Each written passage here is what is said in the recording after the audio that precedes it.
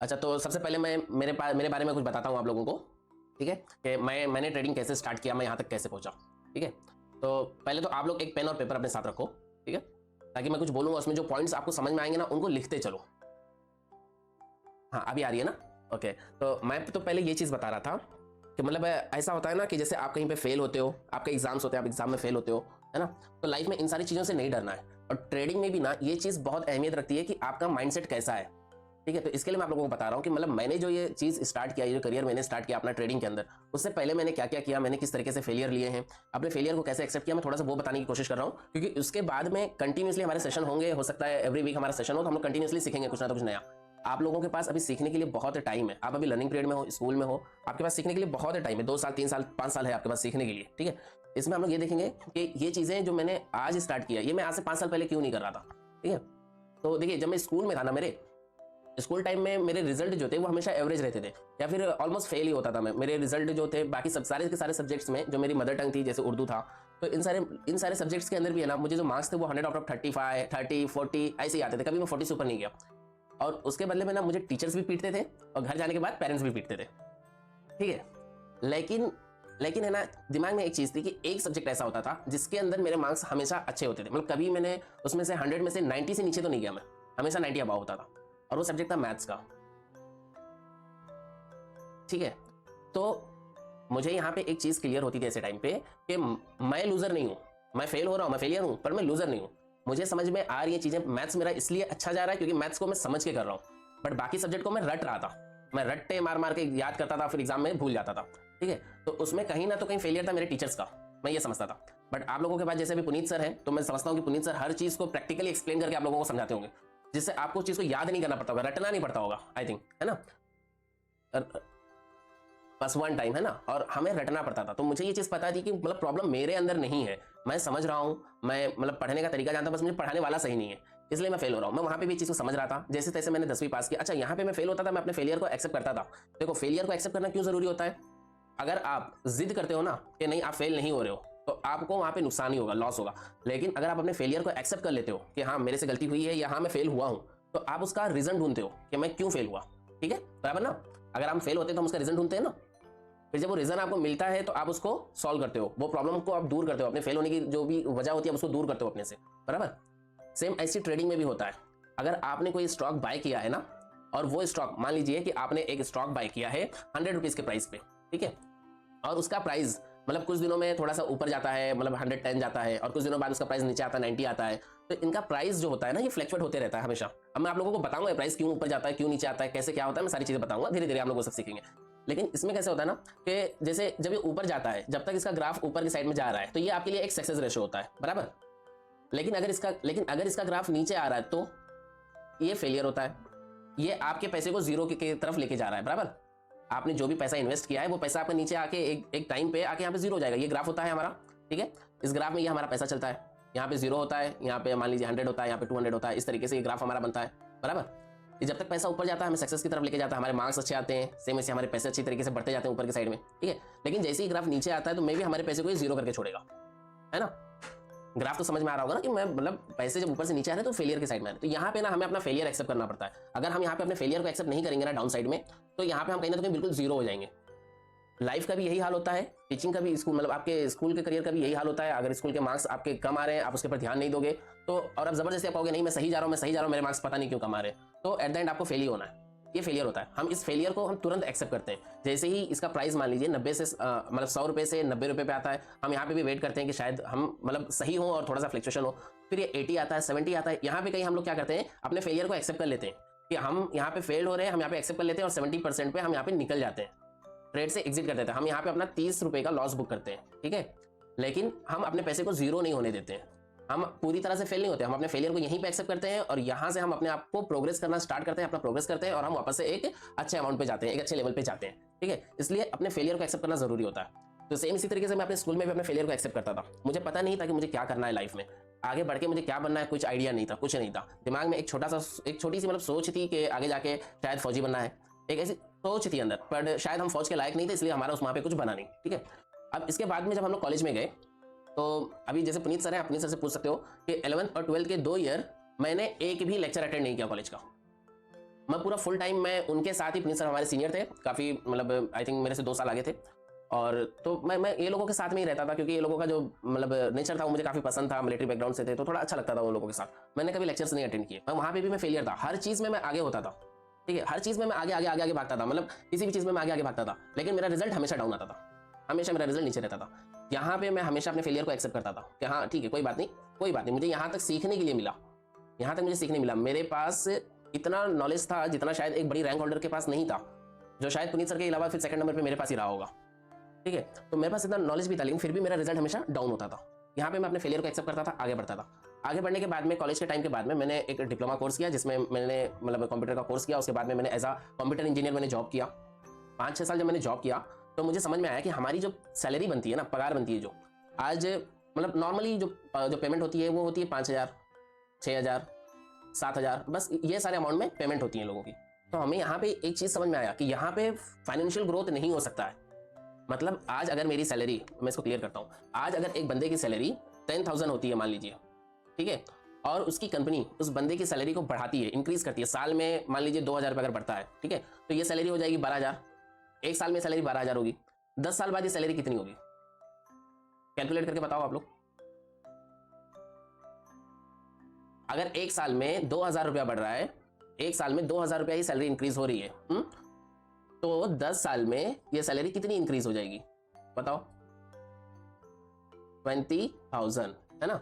तो मुझे बताओ 20,000 रुपए की सैलरी में आज के 10 साल के बाद भी अगर आपको 20,000 मिलेगा, तो 10 साल के बाद में 20,000 रुपए की वैल्यूएशन कुछ रहेगी, नहीं रहेगी। तो आप क्या करोगे, मतलब आपको तो ये लग रहा है कि आपकी सैलरी बढ़ रही है, ये आपको लग रहा है, लेकिन साथ में आपके खर्चे भी तो बढ़ रहे हैं, है ना। तो वो कभी नहीं आएगा। इसलिए यहाँ पे मैंने पहले एक चीज अपने माइंड में सेट किया कि जो भी हो, अब हमें नौकरी नहीं करना है। यहाँ पे हमने पहला ही माइंडसेट सेट किया कि हमें नौकरी नहीं करना। देखो पैसे जो होते हैं ना, पैसे 3-4 तरीके से आते हैं। एक मिनट में बताता हूँ। देखो ये 4 तरीके होते हैं, लाइन थोड़ी आड़ी टेढ़ी होगी, उसको थोड़ा एडजस्ट कर लीजिएगा। इसमें पहला होता है ना कि एक बंदा जो होता है वो एम्प्लॉय होता है, कहीं नौकरी करता है, सॉरी एक मिनट, इन्वेस्टर था वो। एक बंदा होता है एम्प्लॉय, ठीक है, ये बंदा कहीं ना तो कहीं नौकरी करता है, हमेशा ये आदमी नौकर ही रहता है। एक चीज समझ लो, एक बंदा जिसकी सैलरी 1 लाख रुपया पर मंथ है, वो बंदा भी नौकर है, ठीक है। कैसा लगा वर्ड सुन के, एक बंदा जिसकी सैलरी 1 लाख रुपया है लेकिन फिर भी वो बंदा नौकर है, ठीक है। तो एक बंदा नौकर है, आपको क्या लाइफ टाइम नौकरों वाली जिंदगी जीनी है। जब आपकी सैलरी 10,000 होगी तो तभी भी आपके खर्चे कम होंगे, और जब आपकी सैलरी 20,000 हो जाएगी तब आपके खर्चे थोड़े से बढ़ जाएंगे। जब आपकी सैलरी 20,000 हो जाएगी ना, तो आपके खर्चे भी थोड़े से बढ़ जाएंगे। तभी भी जब आपकी सैलरी 10,000 थी तब मान लो आप महीने का 1,000 बचा लेते थे ना, तो जब आपकी सैलरी 20,000 होगी ना, तब भी आप महीने का 1,000 से ज्यादा नहीं बचा पाओगे, बचेगा ही नहीं है पैसा आपके पास, ठीक है। तो इसके लिए हमें पहले यह समझना होगा कि पैसे कहाँ से आते हैं, पैसे किस तरीके से आते हैं। लाइफ में एक आदमी जो पैसे कमाता है ना, उसके सिर्फ 4 ही तरीके होते हैं, इसके अलावा और कोई 5वां वे नहीं होता पैसे कमाने का। पहला होता है एम्प्लॉय, या तो आप जिंदगी भर किसी की नौकरी करो, और दूसरा होता है सेल्फ एम्प्लॉय। ये बंदा वो होता है जो एक छोटी सी दुकान चलाता है, जैसे आपके घर के बगल में एक छोटी सी किराने की दुकान है, तो वो बंदा जो होता है वो सेल्फ एम्प्लॉय होता है, कि अपना काम करता है, दिन भर बेचारा अपनी ड्यूटी करता है, काम करता है, मेहनत करता है, और फिर उसको जो प्रॉफिट आता है उसमें से वो कुछ अपना बचाता है और कुछ से घर का खर्च चलाता है, ठीक है। ये हो गए दो तरीके। पहला है कि आप नौकर हो, दूसरा है कि आप खुद के नौकर हो। जब तक आप काम नहीं करोगे आप कमा नहीं सकोगे। अगर आप यहाँ पे बीमार हो जाते हो, एक सेल्फ एम्प्लॉय आपके बगल का जो किराने का दुकान वाला है, जहाँ से आप लोग चिप्स वेफर बिस्किट्स खरीदते हैं, मान लीजिए अगर वो बीमार हो जाता है किसी वजह से, अगर वो 10 दिन के लिए बीमार हो जाता है, तो 10 दिन उसका धंधा बंद, उसका इनकम सोर्स बंद, है ना। सेम वही हाल होता है। देखिए ये जो एम्प्लॉय होता है ना, अगर ये 10 दिन ऑफिस ना जाए तो इसकी 10 दिन की सैलरी कट, है ना। और वही अगर ये सेल्फ एम्प्लॉय जो है, ये बंदा भी अगर 10 दिन अपने शॉप पे ना जाए तो इसकी 10 दिन की इनकम खत्म, है ना। ये 10 दिन पीछे चला गया ये बंदा। तो इसके लिए इन दोनों चीजों से हमें बाहर निकलना है। आज के टाइम पे क्या होता है, जब हम लोग पढ़ते हैं ना, जब आप लोग पढ़ रहे हो, तो टीचर्स भी मोस्टली इन चीज़ों पे फोकस करते हैं कि आप लोगों को पढ़ना है, इंजीनियर बनना है और अच्छी कंपनी में जॉब करना है, ठीक है। अगर कोई टीचर लेक्चर को सुन रहे हैं तो प्लीज़ बुरा नहीं मानिएगा, लेकिन मैंने इसे फेस किया इसलिए मैं बता रहा हूँ कि हमारा जो एजुकेशन सिस्टम है ना इस वक्त, सर वो हमें नौकर बनाने के पीछे ही पड़ा है कि भाई तू पढ़ ले, तू इंजीनियर बन जाओगे, एक अच्छी नौकरी में तुम्हें नौकरी मिल जाएगी। हेलो। तो जैसे बिल गेट्स सर थे, कुछ प्रॉब्लम हो रही है आप लोगों के साइड से, ओके। जैसे बिल गेट्स सर थे तो वो भी फेलियर है, उन्होंने अपने फेलियर को एक्सेप्ट किया, उन्होंने कॉलेज को अपने ड्रॉप कर दिया, ठीक है। बट उसके बाद में उन्होंने अपने आइडियाज को इंप्लीमेंट किया धीरे धीरे और वो वर्ल्ड के सबसे अमीर आदमी बने, ठीक है। इस तरीके से होता है। आपको पैसे को बचाने आना चाहिए, आपको पैसे का मतलब समझ में आना चाहिए कि पैसा क्या होता है, ठीक है। ये होता है बिजनेसमैन। एक एम्प्लॉय जो नौकर होता है, ये खुद का नौकर होता है, और ये बंदा वो होता है ना जो इन सबको अपना नौकर बना के रखता है। ये जो एम्प्लॉय होते हैं ये इस बंदे के पास में नौकर होते हैं। ये भले ही इंजीनियर होता है, मतलब आज दुनिया के कितने बड़े बड़े इंजीनियर्स होंगे जो बिल गेट्स सर के अंडर में काम करते हैं। और बिल गेट्स सर कौन है? जो एक फेलियर है, जिन्होंने अपनी कॉलेज भी कंप्लीट नहीं किया है। क्लियर? समझ में आ रहा है बात में क्या कहना चाह रहा हूँ? मतलब फेल होना कोई प्रॉब्लम नहीं है। मैं पहली चीज ये बताना चाह रहा हूँ कि फेल होना कोई प्रॉब्लम नहीं है। हाँ, प्रॉब्लम वो तब होगा जब आप अपने फेल होने की रीजन को नहीं ढूंढोगे। रीजन को ढूंढना जरूरी है। ठीक है, तो यहाँ पे दो चीजें हैं कि एक तो हमें फेल होने से डरना नहीं है। अगर हम गिरते हैं, आप गिरोगे तभी तो उठोगे, है ना। बिना गिरे आप उठ ही नहीं सकते हो। गिरना जरूरी होता है। एक doctor APJ Abdul Kalam sir ने कहा था कि मिसाइल तब उड़ता है जब उसके पीछे आग लगी हुई होती है। ठीक है, अगर आपको फेलियर नहीं मिलेगा, आप फेल नहीं होगे, आपके घर वाले आपको पीटेंगे नहीं, आपकी चार जगह पे आपकी बेइज्जती नहीं होगी, आप बेइज्जत नहीं होगे कि साला ये तो फेल हो गया। मतलब लोग ऐसा कहते हैं ना कि ये तो गधा बच्चा है, इसको कुछ नहीं आता है, फेल हो जाता है। हाँ, किसी काम का नहीं है, झाड़ू मारेगा। जब ये बेइज्जतियां होती है ना, तब ये एहसास होता है कि हाँ, हमें फेल होने के लिए क्या करना है। तब वो अंदर आग लगती है कि नहीं, हमें भी कुछ बताना है कि हम फेलियर नहीं, हम झाड़ू मारने के लायक नहीं है, हम झाड़ू मरवाने के लायक हैं। तो इसलिए वो फेलियर जरूरी होता है। और स्टॉक मार्केट में भी आपको ये फेलियर आपको बार बार देखने के लिए मिलेगा। अच्छा पुनीत सर, 4 मिनट में सेशन एक्सपायर हो जाएगा, उसके बाद में मैं एक नया लिंक भेजूंगा, आपको फिर से कनेक्ट करना पड़ेगा। ओके, और इसके बाद में जो चौथा बंदा होता है ना, ये होता है इन्वेस्टर। ये बंदा इन्वेस्टर होता है। और अभी हम लोग जो चीजें सीखने वाले हैं वो इस बंदे की चीजों को सीखने वाले हैं कि ये बंदा क्या करता है। ये वो बंदा होता है ना जो ऐसे बिजनेसमैन को भी काबू में करके रखता है। ये जो बिजनेसमैन होते हैं ना, इनको भी ये इन्वेस्टर्स काबू करके रखते हैं। इसमें आप लोगों ने नोटिस किया होगा कि ये जो दो बंदे हैं, एक एम्प्लॉय है और एक सेल्फ एम्प्लॉय है, ये दोनों लेफ्ट साइड में, ये दोनों लेफ्ट साइड में। ठीक है, और ये वाला जो बंदा है, ये दोनों बंदे राइट साइड में। इसको कहते हैं कैश फ्लो क्वाड्रेंट। और क्वाड्रेंट की ये सबसे अच्छी चीज है कि आपको हमेशा राइट में रहने के बारे में सोचना है, लेफ्ट में नहीं। ये चीज मैं यहाँ पे समझाना चाह रहा था। अभी जो इन्वेस्टर होता है ना, अब हम लोग बात करते हैं कि इन्वेस्टर किस तरीके से कमाता है। आप क्या करते हो, आपको मान लीजिए आपके घर से, देखो एक आइडिया भी मिलेगा आप लोगों को, इसको इंप्लीमेंट करने की कोशिश कीजिएगा। आप लोगों को नॉर्मली घर से पॉकेट मनी कितनी मिलती है डेली? 5 रुपए ना। 5 रुपए ना बेटा बहुत होते हैं, हंसने वाली चीज नहीं है, 5 रुपए बहुत होते हैं। ठीक है, जब मैं स्कूल में पढ़ता था तो मुझे 2 रुपए मिलते थे। हाँ, और घर से डब्बा भी नहीं मिलता था। सॉरी सर,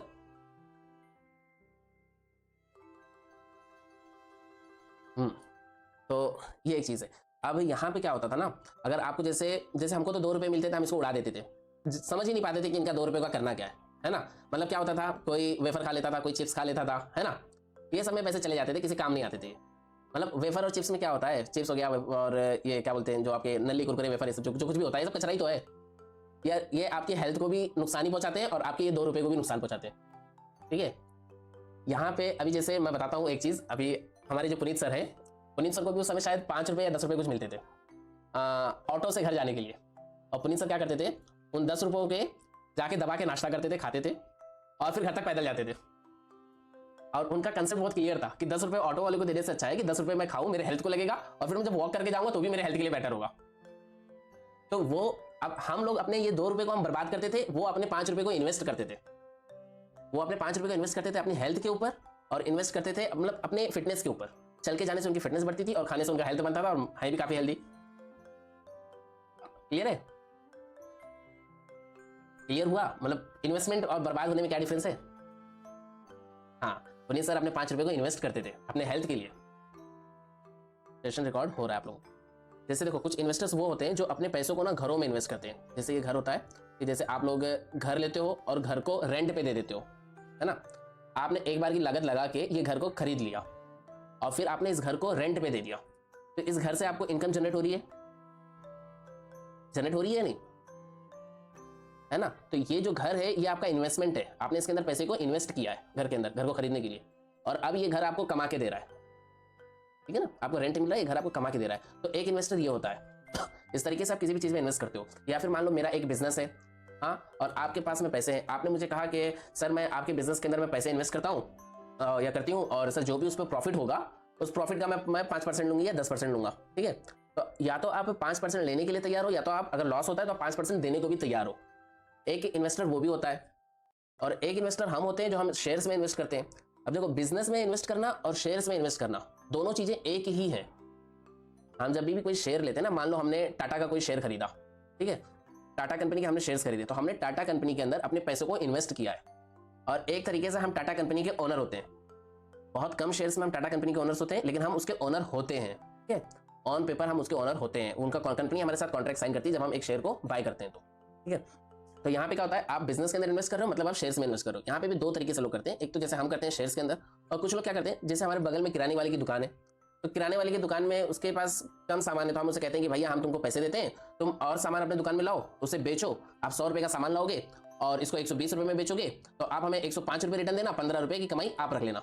तो दुकानदार सोचता है कि चलो मेरे पैसे भी नहीं लग रहे हैं और मुझे यहाँ पे 15 रुपए कमाने भी मिल रहा है, तो दुकान वाला हाँ कह देता है। और आप ये कहते हो कि ये मेरे पैसे कबाड़ में पड़े हुए थे, कबाड़ में रखने से पैसों का कुछ होता नहीं है, आपने अपने पैसे दुकान वालों को दिए और आपके पैसों पे आपको 5 रुपए एक्स्ट्रा मिल गए, आप यहाँ पे कमा रहे हो, है ना। समझ में आ रही बात? हाँ, ये इन्वेस्ट करने के मल्टीपल तरीके हैं। शेयर मार्केट में हम इन्वेस्ट करते हैं, उसके 5-6 तरीके हैं अलग अलग जो शेयर मार्केट में इन्वेस्ट करते हैं, वो हम लोग आगे सीखेंगे या फिर आगे के सेशंस में सीखेंगे। आज हम लोग सिर्फ ये जानने की कोशिश कर रहे हैं कि पैसा क्या होता है, पैसा कैसे आता है। तो पैसे आने के बेसिक 4 तरीके हैं, एम्प्लॉय, सेल्फ एम्प्लॉय, बिजनेस और इन्वेस्टर। इन्वेस्टर के अंदर भी 6-7 तरीके हैं, वो भी मैं आप लोगों को बताऊंगा। उससे पहले एक चीज जानो कि पैसे बचते कैसे हैं। कई लोग ऐसे होते हैं, जैसे आपके पेरेंट्स भी होंगे, तो आपके पेरेंट्स दिन, जैसे आपके पापा हैं, आपके पापा जॉब करते हैं या कहीं खुद का सेल्फ एम्प्लॉयड होंगे, धंधा वगैरह कुछ करते होंगे, वहां से वो पैसे तो कमा रहे होंगे, है ना, पैसे कमाते होंगे। मैं एक मोटी एग्जांपल 10,000 रुपये मानता हूँ कि 10,000 रुपये, किसी के इससे कम कमाएंगे, किसी के इससे ज्यादा कमाएंगे, किसी के इससे 10 गुना ज्यादा कमाएंगे, वो अलग बात है। मान लो 10,000 रुपये एक आदमी कमा रहा है या आपके पेरेंट्स कमा रहे हैं, वो इस 10,000 रुपये में से कितने पैसे बचा पा रहे हैं वो इंपॉर्टेंट है। मतलब एक आदमी 10,000 कमा के इसमें से 5,000 रुपये बचा लेता है, और एक आदमी 1,00,000 रुपये कमा के भी इसमें से भी वो बंदा मतलब 60, मैं ये कह सकता हूँ कि इसमें से वो बंदा 10,000 भी नहीं बचा पा रहा है। ठीक है, तो अब बताओ कौन सा बंदा ज्यादा अमीर होगा? ये बंदा, इस बंदे के पास सेविंग्स ज्यादा होंगी। ये बंदा कमा तो रहा है, इससे 10 गुना ज्यादा कमा रहा है, लेकिन ये बंदा बचा नहीं पा रहा है, इसे बचाने नहीं आता है, तो ये बंदा हमेशा कंगाल ही मिलेगा, और इस बंदे के पास हमेशा सेविंग्स मिलेगी। तो पैसे को बचाना जरूरी है, पैसे को कमाना नहीं जरूरी है, पैसे को बचाना जरूरी है। इंपॉर्टेंट चीज है, पैसे को आप बचाओ। पैसे कैसे बचते हैं? देखो, आपको घर से पॉकेट मनी मिली 5 रुपए, आपने क्या किया, आप इन 5 रुपयों को क्या करते हो पहले बताओ मुझे। खा जाते हो? बताओ, 5 रुपए सीधा खा गए। बताओ, आप लोग इसमें से एक काम करो। अच्छा, आप लोगों को एक पेंसिल खरीदनी होती है, तो आप क्या करते हो? और पैसे कहां से लाते हो? पैसे कहां से लाते हो? 5 रुपए? हाँ, मम्मी पापा से पैसे मांगते हो। क्या ऐसा मुमकिन है कि आपको आज के बाद आपको पैसे घर से मांगने ना पड़े, पेंसिल के लिए, बुक, नोटबुक के लिए, पेन के लिए? इसका एक सिंपल तरीका मैं आप लोगों को बताता हूँ। ये जो 5 रुपए मिलते हैं ना, इन 5 रुपए में से आप रोज 1 रुपया बचाओ। 1 रुपया, अगर आपने इसे 5 दिन बचा लिया ना, तो आपके पास कितने रुपए जमा हो गए? 5 रुपए। और ये जो 5 रुपए आपके पास अब जमा हो गए हैं, इन 5 रुपए से आप अपनी पेंसिल खरीद सकते हो, बराबर। लेकिन अभी आपको पेंसिल की जरूरत नहीं है, तो आप नहीं खरीदोगे। आप पेंसिल जब खरीदोगे तब तक हो सकता है कि आपके पास ये 5 रुपए के 10 रुपए या फिर 15 रुपए या फिर 20 रुपए हो जाए, है ना। अब अगर हमारी पेंसिल गायब होगी और हमारे पास 20 रुपए हैं, तो आप कितनी पेंसिल खरीदोगे? 1 खरीदोगे या 4 खरीदोगे? जैसी नीड हो, है ना। हम 1 पेंसिल खरीदेंगे और बाकी हम अपने पास 15 रुपए को बचा के रखेंगे। समझ लो, ये सेविंग करने का तरीका है। अब इसमें एक चीज आपको बताता हूं, जैसे आपको एक पेंसिल खरीदनी, वो 5 रुपए की आती है ना, तो आप इसको तब खरीदोगे जब आपके पास कम से कम 15 रुपए हो। 5 रुपए की पेंसिल, आपके पास 5 रुपया है, अगर आपने खरीद लिया तो 5 रुपए की पेंसिल है और आपके पास 5 रुपया है, आपने खरीद लिया तो आपके पास बचेगा 0। हाँ, आप फिर से कंगाल हो गए, ठीक है, आपके पास कुछ नहीं बचा, है ना, कुछ नहीं बचेगा ना। लेकिन हाँ, ठीक है, तो फिर बाकी हम लोग अगले सेशन में करेंगे। यहाँ पे ये थोड़ा सा समझाता हूँ। लेकिन देखो, जैसे ये 15 रुपए हैं आपके पास, आपने इसमें से 5 रुपए की अगर कोई चीज खरीद लिया ना, तो अभी भी आपके पास 10 रुपए बच जाएंगे। ये 10 रुपए आपको कॉन्फिडेंस देगा कि आपने अपने दम पे पेंसिल को खरीदा है, आपने अपने पेरेंट्स से नहीं मांगा है। ये आपके माइंड को सेट करेगा कि आपको पैसे बचाने हैं, और पैसे क्यों बचाने हैं, तो ये इसका मतलब ये होगा, ये 10 रुपए को आप इन्वेस्ट करोगे। कैसे इन्वेस्ट करोगे वो मैं आप लोगों को बाद में बताऊंगा। ये 10 रुपया भी इन्वेस्ट होता है, कहाँ होता है, कैसे होता है, मैं सब आप लोगों को बताऊंगा। लेकिन उससे मेरे बताने से पहले जब ये 10 रुपया बचाओगे ना, तो आप खुद जान जाओगे इन्हें कहाँ इन्वेस्ट करना है। मुझे बताना नहीं पड़ेगा, किसी को आपको सिखाना नहीं पड़ेगा, आप खुद ही सीख जाओगे। लेकिन ये पैसे बचाने के तरीके होते हैं, इनसे बचाना है। अब मैंने ये क्यों कहा कि आपको 15 रुपए होने के बाद, मतलब 3 गुना पैसा होने के बाद ही आप खर्चा करोगे। 10 रुपए की चीज खरीदनी है तो आपके पास 30 रुपए होने चाहिए, 20 की चीज खरीदनी है तो आपके पास 60 रुपए होने चाहिए, 5 की चीज खरीदनी है आपके पास 15 रुपए होने चाहिए। ये मैंने क्यों कहा? ये मैंने इसलिए कहा ताकि आप अपने खर्चे से बचोगे। 5 रुपए की पेंसिल आप खरीद के आज लाए, आपने कल उसे गायब कर दिया, फिर 5 रुपए की खरीदे, फिर आपने गायब कर दिया, आपने फिर से 5 रुपए की खरीदा, आपके पैसे 3 दिन में जीरो, है ना। आपको अपने पैसे को जीरो नहीं करना है। आपने ये पेंसिल को खरीदा है ना, तो आपको इस पेंसिल को भी संभाल के रखना है, इस पेंसिल की इज्जत करनी है, इस पेंसिल को संभाल के रखना है, ताकि आप अपने खर्चे को कम कर सको। खर्चा कम कैसे होगा? खर्चा तभी कम होगा जब आप इसे बचाओगे। तो ये तरीका है, इस तरीके से आपको अपने पैसों को बचाने हैं और आपको अपनी पॉकेट मनी से एक एक रुपया निकालना है। 1 रुपया देखो कोई बड़ी चीज नहीं है, 1 रुपया निकाल सकते हो। आप एक काम करो, पहले दिन आप घर से 6 रुपए ले लो, आप 5 रुपए वाली चीज खा लो, 1 रुपया बचा लो। दूसरे दिन आप फिर से 5 रुपए लिए, आपके पास 6 रुपए हो गए, फिर से आप फिर से 5 रुपए खा लिए, 1 रुपया बच गया, आपका पैसा इसमें बढ़ा क्या? तीसरे दिन आपने फिर से 5 लिया, आपके पास 6 रुपए हो गए, आपने 5 रुपया खा लिया, फिर आपके पास 1 ही रुपया बचा। आपके पैसे बढ़ रहे हैं क्या? नहीं बढ़ेंगे। आपके पास मान लो 5 रुपए, आपने पहले दिन अपने घर से 6 रुपए ले लिए, ठीक है, आपने 5 रुपए इसमें से खर्चा किए, आपके पास 1 रुपया बच गया। हाँ, अगले दिन आपने फिर से 5 रुपए लिए घर से और आपने इसमें से 5 रुपए खर्चा किया, सॉरी 5 रुपए खर्चा किया, तो आपके पास फिर से कितने बचे? 1 रुपया ही बचा, बराबर। एक मिनट, आप मैं मैथ्स गलत लिख रहा हूँ। आपने पहले दिन घर से 6 रुपए ले लिए, इसमें से आपने 5 रुपए खर्चे किए, आपके पास 1 रुपया बचा, है ना। अब इस बचे हुए 1 रुपये में आपने घर से एक बार फिर से 5 रुपये लिया, 6 रुपया हो गया, फिर से आपने 5 खर्चा किया, आपके पास 1 ही बचा, है ना। सेम इसी तरीके से आप कर रहे हो, तो आपके पास ये जो 1 रुपया तो आप रोज बचा रहे हो, लेकिन ये 1 रुपया आपका बढ़ रहा है क्या? नहीं ना, 1 रुपया एक ही है ना, ये पैसा आपका 1 से 2, 2 से 3 नहीं हुआ, तो ये तरीका गलत होगा। यहाँ पे हमें क्या करना है, हमें डेली ये जो 5 रुपये मिल रहा है ना, इस 5 रुपये में से डेली हमें 1 रुपया बचाना है, डेली 1 रुपया बचाना है और 4 रुपया में खर्चा करना है। समझ में आई बात? क्लियर हो रही है ना? तो आज से सब लोग ये चीज ट्राई करो। अगले हफ्ते तक में आप लोग मुझे बताना कि आपने कितने पैसे बचाए, फिर मैं बताऊंगा अगले सैटरडे जब होगा तो मैं बताऊंगा कि उन पैसों को आप क्या करना है। क्लियर? सेशन अच्छा लगा है? कोई बोर हो रहा है? लड़के गाली दे रहे हैं? लड़कियां तो नहीं देंगी, मतलब कोई लड़का गाली दे रहा है? हाँ फिर ठीक है, लड़कियों पे भरोसा, लड़कियां गाली नहीं देंगी, लड़कियां मन में देंगी। अच्छा, तो इस तरीके से आप लोग अभी पैसे बचाओगे ना। देखो ये 1 रुपया जो बच रहा है ना, ये 1 रुपया बहुत ही जरूरी होता है। जो आपकी जो भी इनकम होती है ना, जैसे अभी आप तो नहीं कमा रहे हो, आपके पेरेंट्स कमा रहे हैं, हाँ, आपकी इनकम क्या है? ये 5 रुपए की पॉकेट मनी जो आपने अभी मुझे बताया, ये आपकी डेली की इनकम है। ये आप चाहे ये समझ लो कि आपके घर वाले, आपके पेरेंट्स आपको स्कूल जाने की पेमेंट देते हैं 5 रुपए, ठीक है, ये आपकी इनकम है। इसको आप अभी से बचाने की आदत डालोगे ना, तो जब आप 2 साल के बाद 10th पास करोगे, उसके बाद 12th पास करोगे, तब तक में आप सोचो आप डेली के 1 रुपए के हिसाब से आप कितने पैसे बचा लोगे। एक साल में 365 दिन होते हैं, मैं ये मान लेता हूँ कि करीब करीब 200 दिन स्कूल आप आओगे, 1 साल का 200, 2 साल का 400, हाँ, और मतलब 400-500 रुपया बचा लोगे, है ना, सिर्फ 400-500 रुपये। अभी कहोगे 400-500 रुपये में क्या होता है? कुछ नहीं होता है डियर, बहुत कुछ होता है, बहुत कुछ होता है। आप है ना, जब ये 1 रुपया बचाओगे ना आज, तो आप कल अपने आप इस 1 रुपये को 2 रुपये पे स्विच कर लोगे और आपको खुद को भी नहीं पता चलेगा। जब आप एक बार बचाओगे और जब आप पैसे को देखोगे, जब आपका दिमाग ये एक्सेप्ट करेगा कि हाँ हम पैसे को बचा सकते हैं, हम अपने पैसों को अच्छी जगह पे इन्वेस्ट कर सकते हैं, तब आप ज्यादा पैसे खुद ब खुद बचाओगे। पहले पैसे को समझो, पैसा कैसे आता है। जब आप पैसे को समझोगे तभी आप स्टॉक मार्केट में जा पाओगे। अभी देखो आप लोगों के सामने ये एक चार्ट है, ठीक है, ये चार्ट है। अभी आपसे पूछा जाए ये क्या है, आप बता पाओगे? ये जो आपको दिख रहा है, बताओ ये क्या है? मैं इसे थोड़ा बड़ा कर देता हूँ, बताओ ये क्या चीज है? किसी को कोई आइडिया नहीं है? देखो देखो, इनको कहा जाता है कैंडल्स, ये कैंडल स्टिक्स है, इनको कैंडल्स कहा जाता है। ये जो एक एक कैंडल है ना जो बनी हुई है, ये इनको कैंडल्स कहा जाता है, ये होती है कैंडल स्टिक्स। लेकिन एक्चुअल में ये क्या होता है पता है? जब ये कैंडल ग्रीन बन रहा है ना, तब आपका पैसा बढ़ रहा है, और जब ये कैंडल रेड बन रहा है ना, तो आपका पैसा गिर रहा है। मतलब यहाँ पे मान लो 100 रुपए के आपने इन्वेस्टमेंट किया, ये पैसा बढ़ा और आपका पैसा हो गया 120 रुपया, ठीक है। अगले दिन ये पैसा वापस से आपका गिर गया, और देखो ये 100 रुपए से भी नीचे आ गया, ये ऑलमोस्ट मैं मान सकता हूँ 99 हो गया होगा, है ना, आपका पैसा यहाँ पे कम हो गया। देखो इस कैंडल को ना जब आप देखोगे, जब आप सीखोगे ना, तो आपको इसे कैंडल नहीं, आपको इसे पैसा कंसिडर करना है। ये पूरा पैसा है, ये पैसे हैं, ये पूरा मार्केट पैसा है, यहाँ पे पैसा बहुत है। लेकिन कमा सिर्फ वो पाता है जिसे अपना फेलियर पता होता है कि मुझे कहाँ पे फेलियर होना है, मुझे कहाँ पे लॉस बुक करना है। प्रॉफिट बुक करने के बारे में हर कोई सोचता है कि हमें प्रॉफिट बुक करना है, हमें कमाना है। लेकिन देखो कोई भी बिजनेस आप करोगे ना, उस बिजनेस में आपको लॉस होता है, और आपको उस लॉस को अपने दिमाग के अंदर रखना है कि भाई मैं कितना लॉस सह सकता हूँ, और आपको उस फेलियर को, उस लॉस को एक्सेप्ट करना होता है। वरना यहाँ से अगर ये यहाँ तक गिर जाता तो क्या होता? आपका पैसा तो 0 हो गया। पर अगर आपने यहाँ पे अपने फेलियर को एक्सेप्ट किया, तो आपका पैसा मान लो 100 रुपए से 80 रुपया हो गया होगा यहाँ तक आते आते। आपने यहाँ पे प्रॉफिट बुक किया, ठीक है। आप कहोगे कि मैंने 100 में लिया था, मैंने 80 में सेल किया, तो मेरा पैसा तो -20 हो गया। तो आप कह रहे हो मैंने प्रॉफिट बुक किया, ये तो माइनस हो गया, तो मैंने प्रॉफिट कैसे बुक किया? तो डियर यहाँ पे आपका प्रॉफिट ये वाला 80 रुपया है। ये 80 रुपया जो और नीचे जाके 0 होने वाला था ना, ये आपने बचा लिया, ये आपका 80 रुपये का प्रॉफिट हुआ है। इस चीज को समझो, फेलियर एक्सेप्ट करना बहुत जरूरी है। अगर आप यहाँ पे अपने फेलियर को एक्सेप्ट नहीं करते, तो आप यहाँ पे 0-0 हो जाते, आपके पास कुछ नहीं बचता। ये फेलियर होता है, इसको एक्सेप्ट करना सीखो। ये समझो कि आपको लाइफ में करना क्या है, आपकी लाइफ का गोल बनाओ। जैसे हर टीचर ये कहता होगा कि अपने लाइफ में एक गोल बनाओ, है ना। और आपके टीचर्स आपको बताते होंगे कि बड़े बड़े गोल बनाओ, मतलब सपने बहुत बड़े देखो, बहुत बड़े गोल बनाओ, ताकि अगर आप एकदम टॉप पे ना पहुंच पाओ तो कम से कम नीचे के लेवल्स आपको मिल ही जाएंगे, है ना।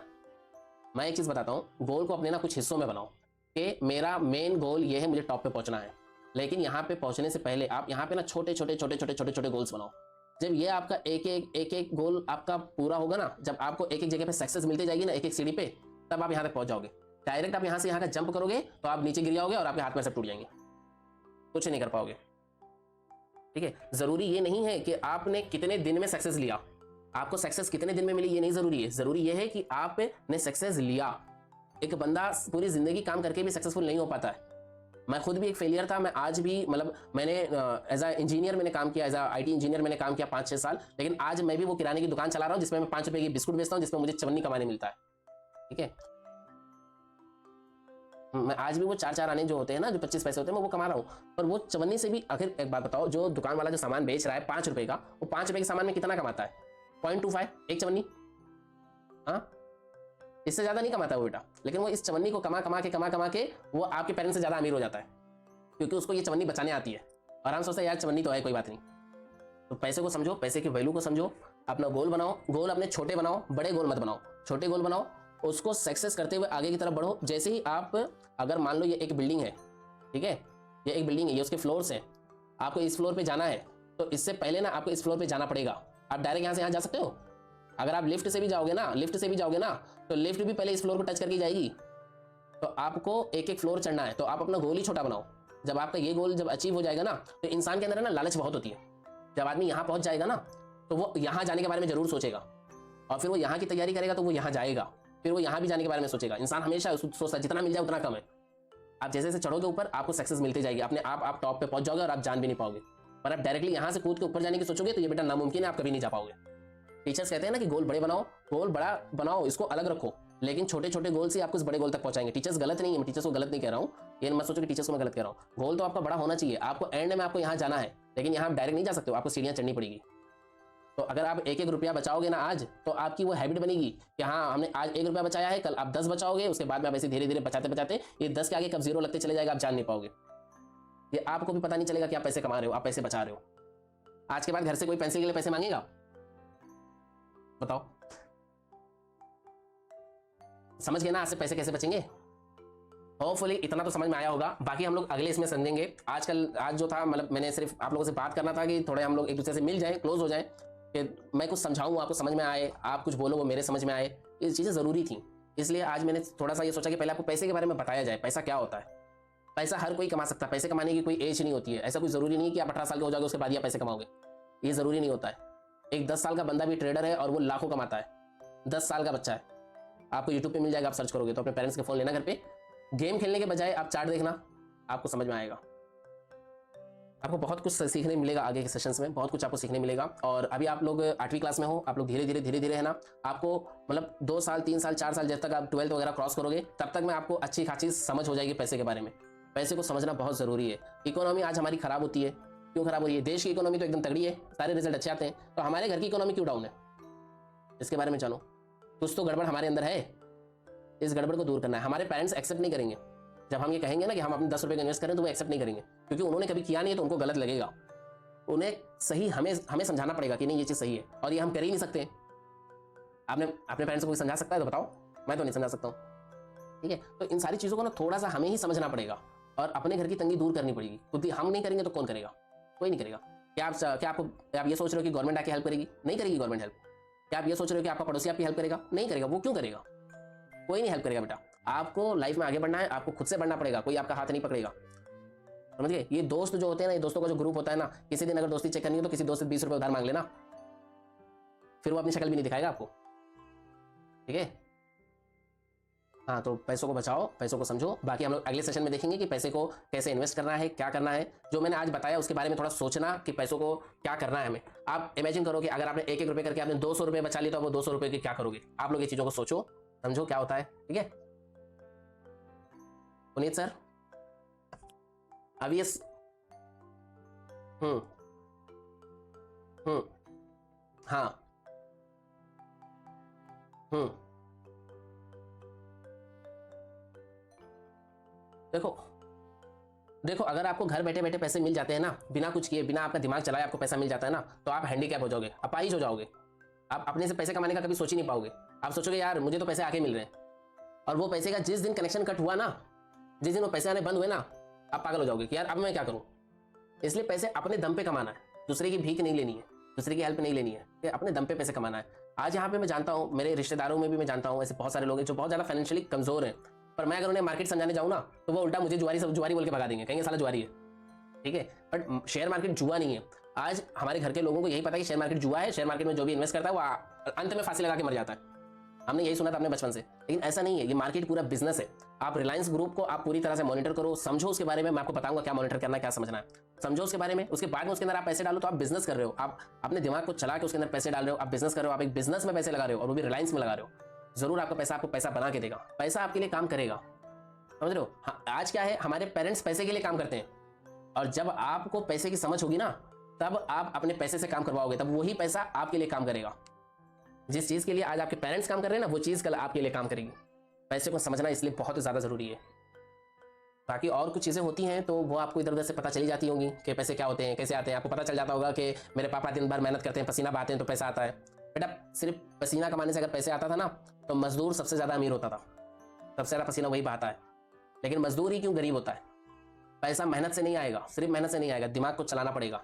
और दिमाग आपका तभी चलेगा जब आप कहीं इन्वेस्टमेंट वगैरह करेंगे। तो देखो कई सारे तरीके होते हैं, मुझे इन्वेस्टमेंट समझ में आती है इसलिए मैं इन्वेस्टमेंट आपको बता रहा हूँ। अगर किसी के दिमाग में और भी कोई आइडिया हो तो आप लोग मुझे अगले सेशन में बताना, ठीक है। आप लोग भी सोचो कि पैसे बचाने का और कोई तरीका है, पैसे कमाने का और कोई तरीका है। आप लोग भी सोचो, और सोचो इंडिपेंडेंस होना कितना जरूरी है। अगर आप एक एक रुपया बचा के, अगर आप इतना इंडिपेंडेंस हो जाते हैं कि आप अपने स्कूल के जो खर्चे होते हैं, जैसे 10 रुपए की नोटबुक लेनी, 20 रुपए की नोटबुक, 5 रुपए का पेन, 10 रुपए का पेन, ये सब के पैसे आपको घर से अभी से मांगना नहीं पड़ रहा है। आप सिर्फ अपनी पॉकेट मनी ले रहे हो, जो रेगुलर लेते हो, जो लिए बिना छोड़ोगे नहीं, ठीक है। तो अगर आपको पॉकेट मनी मिल रही है, आप उससे इंडिपेंडेंस हो जाते हो, आप अपने माँ बाप के ऊपर से डिपेंडेंसी को खत्म कर देते हो, तो ये आपके लिए कितनी बड़ी सक्सेस की बात है। सोचो आप ये चीज बताओगे कि जब हम 8वीं क्लास में थे, तब उसके बाद में कभी हमें घर से पैसे नहीं मांगने पड़े थे। 8वीं क्लास के बाद में हमने अपना पूरा खर्चा हमने अपने पॉकेट मनी से चला लिया था। ये चीज अपने आप ये चीज अपने हाँ, ये चीज आप लोगों को बहुत जल्दी समझ में आ रही है। ये थैंक्स करो पुनीत सर का, कि पुनीत सर ने आप लोगों के लिए इस तरीके से कोई सेशन कंडक्ट किया है। देखो मैंने अपनी तरफ से कोशिश की आपको समझाने की, ठीक है। पता नहीं मैं कितने लोगों के दिमाग में गया रहूंगा, कितने लोगों को समझ में नहीं आया रहूंगा, लेकिन ये एक सोच है ना। आप यहाँ से अपनी सोच को बदलने की कोशिश करोगे ना, तो आपको सब कुछ समझ में आ जाएगा पैसे क्या होते हैं। और हमारे स्कूल में पुनीत सर जैसा कोई टीचर नहीं था जो हमें इन सारी चीजों के बारे में बताए। हमारे स्कूल नहीं, मैं पुनीत सर की तारीफ नहीं कर रहा हूँ, ये मत समझो कि मैं उनकी तारीफ कर रहा हूँ। हमारे स्कूल में लेकिन कोई इस तरीके का टीचर था ही नहीं जो हमें इन सारी चीजों के बारे में बताए, क्योंकि हमारे टीचर्स को ही नहीं पता था। अब मैं आपको बताता हूँ, देखो एक टीचर्स आपको बनाते हैं, टीचर्स आपको इंसान बनाते हैं, टीचर आपके दिमाग को बनाते हैं। टीचर बहुत बड़ा सेक्रीफाइस करता है। कि टीचर को तो सब पता है ना, वो आपको अगर पढ़ा सकते हैं तो क्या वो खुद नहीं पढ़ सकते हैं?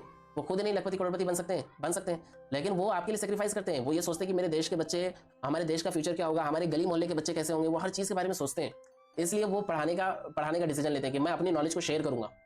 चाहे तो उस नॉलेज को वो अपने तक रखे, मतलब जैसे पुराने समय में होता था, लोग अपना ज्ञान बांटते नहीं थे, कहते थे यार ज्ञान बांट दूंगा तो मेरी इज्जत नहीं रह जाएगी। टीचर्स भी कर सकते हैं आज भी, लेकिन नहीं करते हैं। आज टीचर्स ने इस चीज़ को समझा है कि हमें पढ़ाना है, बच्चों को आगे बढ़ाना है, हमें अपने देश को आगे बढ़ाना है, अपने देश को सही करना है, अपने बच्चों को एक सही रास्ते पे लाना है। और टीचर आपको सिर्फ वो सही रास्ता दिखा सकता है, वो रास्ते पे चलना नहीं चलना आपकी मर्जी है। टीचर हर बच्चे का कान थोड़ी पकड़ के रास्ते पे चलाएगा, नहीं चला सकता है कोई टीचर, उनके पास हजारों बच्चे। तो ये टीचर्स की भी एक सेक्रीफाइस है, इसको भी एक्सेप्ट करो और उनकी भी रिस्पेक्ट करो कि भाई पुनीत सर जैसा एक तो टीचर आपको मिला है जो आपके लिए इतना बड़ा सेशन एक आज करवाया है, जिसने इतना बड़ा सेशन रखा है आपके लिए। ये पॉसिबल नहीं था, हमारे टाइम पे तो नहीं पॉसिबल था। आज सर ने पॉसिबल करवाया है, तो उस चीज़ की भी रिस्पेक्ट करो और इसका कुछ रिजल्ट दो कि आज के सेशन में जो आपने 2 घंटा मुझे दिया है, 1 घंटा 2 घंटा जो भी दिया है, इस टाइम में आपने क्या सीखा, उसका कुछ रिजल्ट दो। अगर इसका रिजल्ट कुछ अच्छा मिलेगा तो ही अगला सेशन होगा। अगर आप लोगों को समझ में आती है ये चीज़ें, आप लोग कुछ पैसे को समझते हो, कुछ बताते हो, वो तो पुनीत सर को फीडबैक मिल ही जाएगा आप लोगों का। उसके बाद में अगर पुनीत सर को समझ में आएगा और तो ही वो मुझे बोलेंगे अगला सेशन लेने के लिए, और फिर मैं अगले सेशन लेने की कोशिश करूंगा। लेकिन अगर पुनीत सर की तरफ से रिस्पांस नहीं आया कि बच्चे भाई कुछ नहीं समझे, बच्चों को कुछ समझ में नहीं आया, बच्चे कुछ करना नहीं चाहते हैं, तो पुनीत सर भी कहेंगे कि भाई तू अपना टाइम मत बर्बाद कर, ठीक है। तो हाँ, तो आप लोग रिजल्ट दो, कुछ पुनीत सर को कुछ बताओ कि सर हमने ये समझा है, हमने इस तरीके से बचाया है। जबान से नहीं चाहिए कि आप लोग अपने मुंह से बोलो, वो नहीं चाहिए। आप लोग उनको रिजल्ट दो, बचा के दिखाओगे सर देखो आज हमारे पास इतने पैसे बचे हैं, सर देखो हमने अपने बुक्स में हमने खुद से ये सारे नोट्स बनाए। मुझे पता है, मैंने कहा था आप सबको कि पेपर और पेन लेके बैठो, लेकिन किसी ने कुछ लिखा नहीं होगा बुक्स में, क्योंकि मैंने लिखने जैसा कुछ बताया ही नहीं और मुझे पता था कि मैं लिखने जैसा नहीं बताऊंगा। ये जो पेपर और वो जो कोरा पेपर आपके सामने है, कोरा पेपर और पेन, वो इसलिए कि सेशन को खत्म होने के बाद में आप लोग उसके ऊपर लिखो कि आपके क्या समझ में आया, और वो लिख के आप पुनीत सर को एक बार बताओ, ठीक है। वो लिख के आप लोग पुनीत सर को बताओ कि सर हमारे समझ में ये चीज़ें आई हैं। वो पेपर और पेन मैंने इसलिए लेने के लिए कहा था, और ये जो कैंडल्स हैं ये तो मैं आप लोगों को सिखाई दूंगा, मैं इसमें आप लोगों को एक्सपर्ट बना दूंगा, इसकी गारंटी लेता हूँ मैं। और आपके पास पैसे कमाने के लिए बहुत टाइम है, आपको अभी से कहीं पे भी अपना पैसा इन्वेस्ट नहीं करना है, सिर्फ सीखना है कैसे इन्वेस्ट करना है, ठीक है। और फिलहाल जो पॉकेट मनी मिल रही है पूरी उड़ाओ बिंदास। 5 रुपये हैं, 5 में से 4 खा लो, 1 रुपया बचा लो। 1 रुपया सिर्फ बचाने कह रहा हूँ, 1 रुपया कोई बड़ी चीज़ है क्या? बचा सकते हो आप सब बचा सकते हो 1 रुपया रोज का, है ना। महीने के आखिर में 30 रुपये सभी के पास होने चाहिए, ठीक है। सेशन क्लोज करें, सब बोर हो गए, ये सर बोल रहे हो। लड़कों का तो बुरा हाल लग रहा है, लड़कों का तो एक का भी दिमाग नहीं जगह पे लग रहा। हाँ, नाम लेने के बाद ही, मतलब लड़कों से बात करनी हो तो पहले लड़के बोलने पड़ेंगे, ठीक है। नहीं नहीं, हाँ, आपकी पॉकेट मनी कितनी है सर?